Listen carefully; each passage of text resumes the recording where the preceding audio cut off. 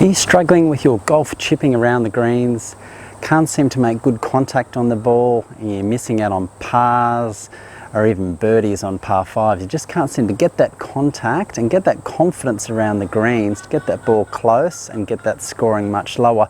Well, in this next video, I'm going to show you the do's and the don'ts when it comes to chipping, and specifically I'm going to go through the 5 big golf chipping mistakes amateur golfers make, how to avoid them, and what to do correctly to chip like an expert. Let's get into it.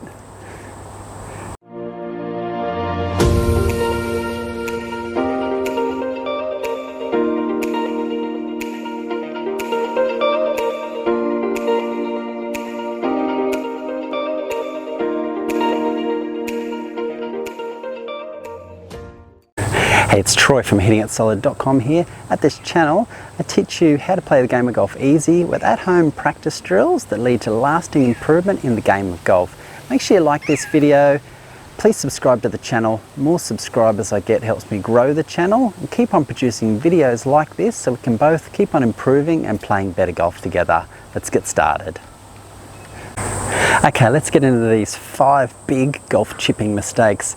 You might be guilty of any one of these 5, and if you are, it's going to be costing you shots every round of golf you play. So let's get stuck into these. And you've probably been told these at some stage, whether you've been playing for years or just started out in the game of golf, you may have been told one of these things, and it's a good idea to really think about what they were trying to get at when they were showing this particular move, just so you understand the right way of doing it. So the first thing, and I was told this when I first started playing golf, was having my hands forward in the stance. Now, so if I'm set up to a chip shot like this, I was taught to have my hands way forward like this, in this sort of position here. Now, there are circumstances where you want to get your hands forward like that with chipping. You might be trying to hit one really low, you might be under a tree or in a difficult situation on the course, and you may be trying to really get that ball a lot lower. But generally speaking, if you're around the greens and you're not trying to get underneath anything, you don't need to have your hands forward like this. This causes a lot of issues with chipping, and one of those is and I'll go into this a little bit later, it takes away the bounce, this area here on the bottom of the wedge. Now I've got a 58 degree here. By having your hands too far forward, it negates the bounce, which is critical to hitting good chip shots around the green. So that's the first one, having those hands way too far forward. And the other one, again, ties in with this. It's having that ball in the back of your stance. So if I was set up to a chip shot like this, I was told put it towards the back of your stance, and I'd be somewhere like this. And all that does is it accentuates the hands forward and really, again, negates the use of that bounce. And when you do that, you hit a lot of thin chips and also a lot of fat chips, and you hit very much on the bottom of your wedge or whatever you're using to chip with around the greens. Now, the other one I was definitely told was to hit down. Now, with chip shots, you want to be hitting on a descending blow to the ball, and what I mean by that is a very slight descending arc on the ball. We don't want to be doing anything like this. We're just hitting right down on the ball.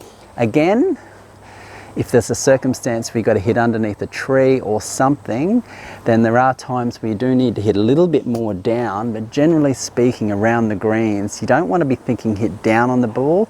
You want to be thinking about hitting with a slight descending blow. And I like to think of something a lot more shallow. There's a slight downward motion, but it's a very small one. It almost will feel like you're fairly level with the ground. So there's the first 3. Now the other ones you're probably really familiar with, and that would be flipping your wrist too much, and that would be something like this. Not moving your body at all, and just really flipping and trying to scoop the ball, sort of trying to lift the ball in the air, something like that. And that was, again, you may have been shown that or just developed the habit of that, of becoming really wristy, and that's a really big golf chipping mistake and something you definitely want to avoid. And the final one, and this is something that I wasn't told, I sort of just figured out I was doing it incorrectly, and that was lack of body rotation. And what I mean by that is I used to just hit my chip shots like this, just with my hands only, and you can see my body here, it's not moving at all. It's very much like I'm just putting, and I used to just chip like this.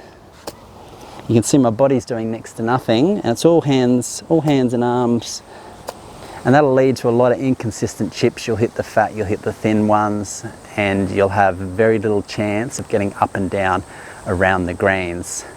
So those are the 5 big golf chipping mistakes. If you've been told those before, that's okay, because in the next part of this video I'm going to go through, I'm going to show you the correct way you should be chipping, so you're going to be hitting really pure, crisp chip shots around the green and make a lot more pars. I'll see you soon. Drop a comment down below if you've been guilty of any one of these 5 golf chipping mistakes. Maybe you don't agree with me, maybe you think 1 or 2 of those is actually okay to do and you've used it for years and you chip really well. But drop a comment down below, ask any questions, and I will reply to every single comment. Okay, now that you know the 5 big golf chipping mistakes that we don't want to make, so what's the right way to chip around the greens so we can make a lot more of those pars and just get the ball close, really lower our scores? So we talked about in the first part of the video about the setup and having those hands too far forward. So ideally what I like to do, now I didn't mention this in the first place, in the first part of the video, because it's not that common, but I like to get those feet fairly narrow together. In fact, I've usually got them no more than a width of the wedge I've got here apart. I like to get them nice and close with my knees nice and bent, nice and flexed, and that just gives me a lot more, I guess, feel and a lot more comfort over the ball. You don't want to have if you're chipping like this at the moment with a regular stance, and I do see that occasionally, but most people can generally know by now you've got to have a narrow stance. But if you've got a wide stance with your chipping, bring it in a lot closer. That will really help you out. So the first thing I do is I get my stance very narrow. Now, ball position, I like to have it somewhere in the middle of my stance or slightly back. Now, the only time I would put it in the back of my stance, as I mentioned in the first part of the video, is if I'm trying to hit one extra low and get it underneath something. And I might have put something out into the trees and I've got to chip it out and get underneath a branch. That's the only time I'll put it way back on my stance. If I'm around the green, I haven't got too much of a slope or something to hit over. I've got it nice and narrow, and I've got that ball somewhere in the middle of my stance. And I'll have my hands and that handle only slightly forward. I don't have it like that. I'll only have it slightly forward like that. And the reason is that I spoke about was this bounce, this area here. Hopefully you can see that. This area here, this bounce on my wedge, I want that to be hitting the ground. These wedges are designed with a bounce to be used. And when you use the bounce, when it hits the ground, it gives you the optimum contact on the golf ball. So I want to be utilizing that bounce, and you want to be doing exactly the same thing. Whatever wedge you might be using or whatever club you're using around the greens, you want to be utilizing that bounce. And the best way to do that is by having that shaft angle it's set up only slightly forward.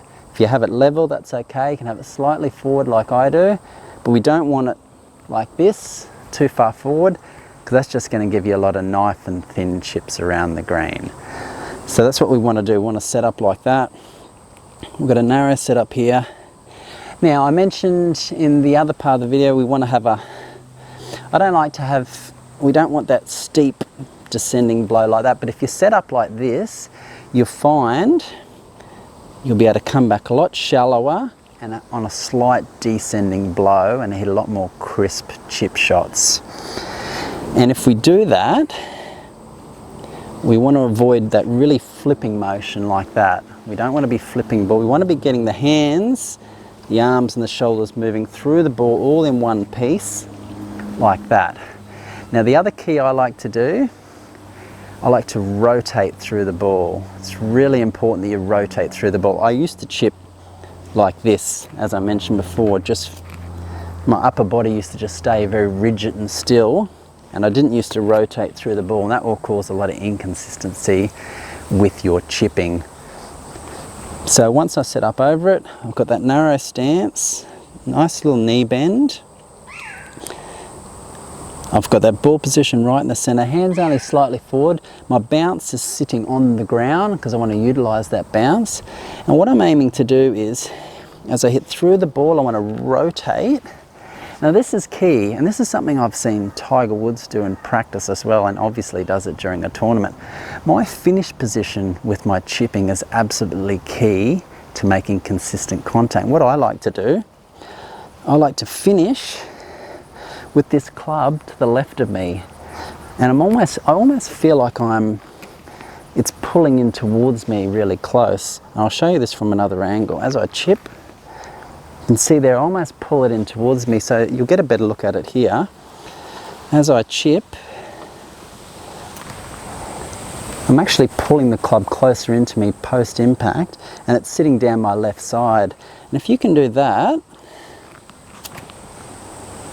you're going to be really consistent with your chips, and that's a great little rehearsal drill to do every time you chip. All right, so let's give one a shot.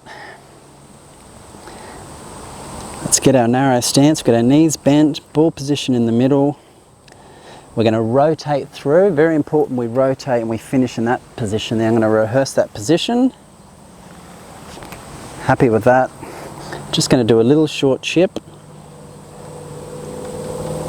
Got our weight slightly forward. I don't have a lot of weight forward like people talk about. It's fairly neutral, only slightly forward. Here we go.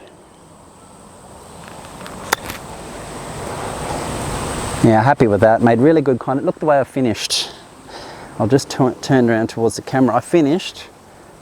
I rotated. Club was right along my left side. I made really nice contact there, really crisp contact. The bounce hit the ground, and I made a really nice little solid chip shot. So let's do one more. And those are the real keys. If you can do that around the greens consistently, you're going to get up and down a lot more often.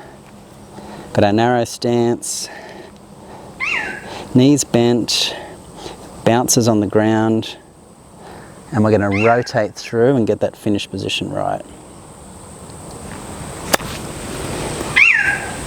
Got that one a little bit heavy, but I finished in a pretty good position there. And that would have been probably a little bit short depending on my target there, but that's a great little rehearsal move to do that's really going to help you out with your chipping and save a lot more pars and lower those scores on the golf course. There you have it, there's the 5 big golf chipping mistakes. Now, very important before you go, up above this video I'll have a couple of videos. Now, they're going to be talking about putting, because once you've chipped the ball well around the greens, we've obviously got the next step, and that's to hole some putts. And both those videos will go into a couple of really nice simple drills you can practice at home that's really going to help out your putting and lower those scores. So thanks again so much for watching. Make sure you like the video, subscribe to the channel. Below the video I'll have a link to my free video. It's called 3 Secret Moves. Make sure you click on that and get a hold of that. There'll be another link to some additional golf instruction. Make sure you check that out. Once again, thanks so much for watching. Any questions or comments, once again, pop them down below or we'll get back to you. I'll see you next time.